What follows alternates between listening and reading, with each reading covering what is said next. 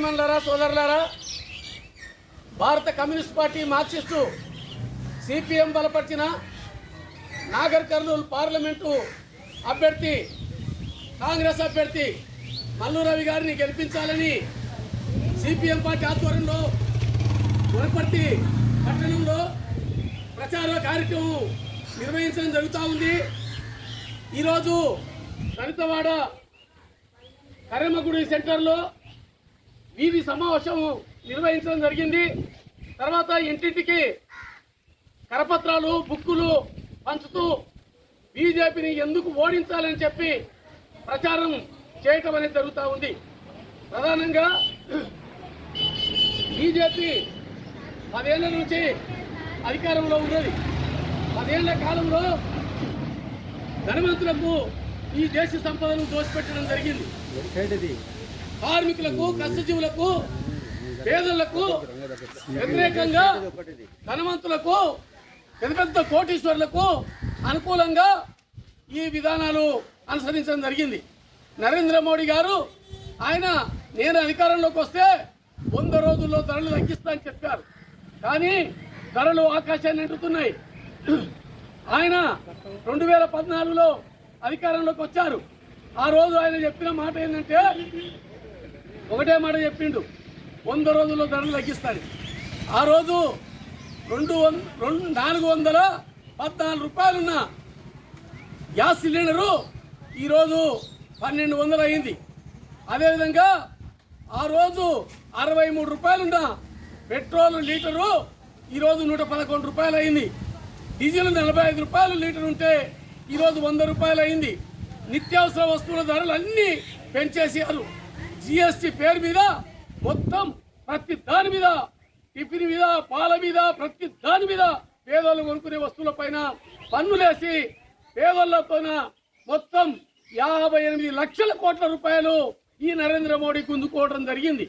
అదేవిధంగా నరేంద్ర మోడీ గారు ఆయన ఇంకో మాట చెప్పిండు, నేను అధికారంలోకి వస్తే ఏడాదికి 2 కోట్ల ఉద్యోగాలు ఇస్తాన్నారు.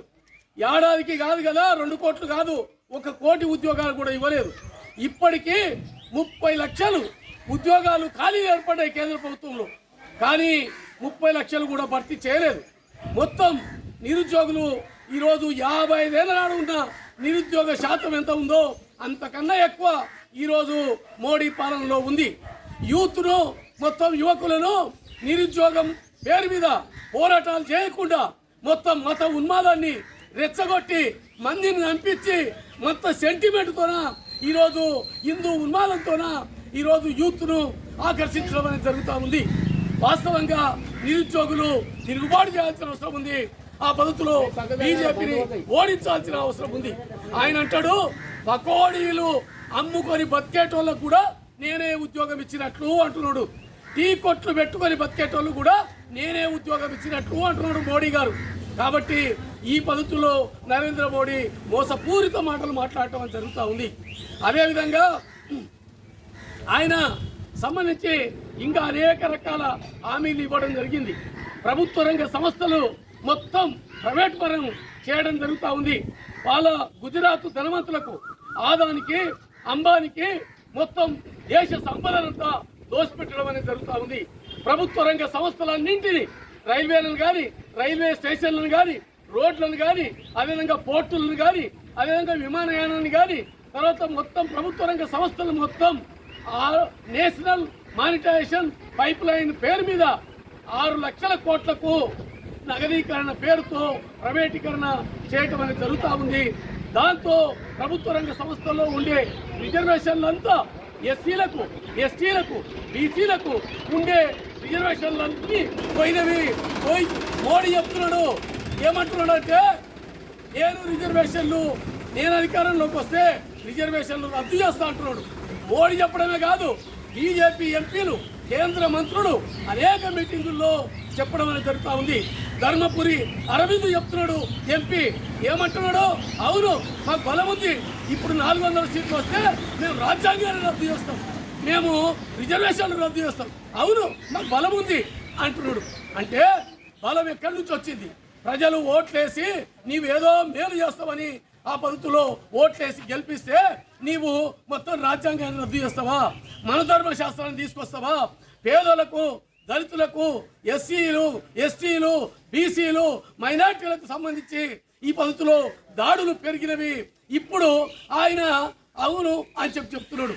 ఆ పద్ధతిలో బీసీ రిజర్వేషన్లు రద్దు చేస్తా అంటున్నాడు. కాబట్టి మనం ఆలోచన చేయాలి. అంబేద్కర్, డాక్టర్ బాబాసాహెబ్ అంబేద్కర్ రాసిన రాజ్యాంగాన్ని రద్దు చేసి మన ధర్మశాస్త్రం అని 3000 ఏళ్ల నాడు ఉన్న మన ధర్మశాస్త్రాన్ని దేవాలని చెప్పి కుట్రపూరితంగా ప్రయత్నం చేస్తున్నాడు. మనది సనాతన ధర్మం అంటున్నాడు. మాదిగోళ్ళు చెప్పులే కుట్టాలి, అదేవిధంగా బోయాళ్ళు ఈ పద్ధతిలో దొంగతనాలు చేయాలి, తర్వాత కుమ్మరోళ్ళు కుండలే తయారు చేయాలి, మంగళళ్ళు సవరమే చేయాలి, సాకలోళ్ళు బట్టలే ఉతకాలి. తర్వాత ఈ పద్ధతిలో అందరూ ఎవరి వృత్తి వాళ్ళు కుల వృత్తిని మానకురా గువ్వల చిన్న అని ఉంది. ఆ పద్ధతిలో బీజేపీ చెప్తా ఉంది మొత్తము బాపనులకు, కోంటోళ్లకు, రాజులకు మాత్రం పై కులాలకు సేవ చేయడానికే ఎస్సీలు పుట్టినరు, ఎస్టీలు పుట్టినరు, బీసీలు పుట్టినరు అని చెప్పి ఈ పద్ధతిలో ఈ బీజేపీ చెప్తా ఉంది. కాబట్టి దీన్ని ఖచ్చితంగా ఓడించాల్సిన అవసరం ఉంది.